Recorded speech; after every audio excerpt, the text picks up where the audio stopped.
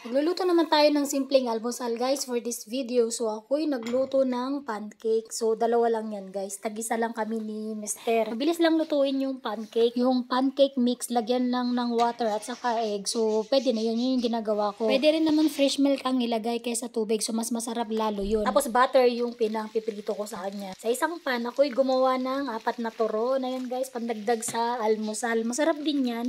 Kapartner sa almusal nung pancake at saka mainit na kape. So, ayan guys, malapit na siyang hanguin. Okay na sa akin, dapat ganyan, golden brown lang yung kanyang turon wrapper. So, kaya hinahango ko na. At maya-maya, ready to serve na yan, guys. Ayan, oh. O, diba, golden brown lang yung turon. So, okay na yan. Masarap din siyang kainin kapag ka mainit pa, guys. Kain tayo, yummy to.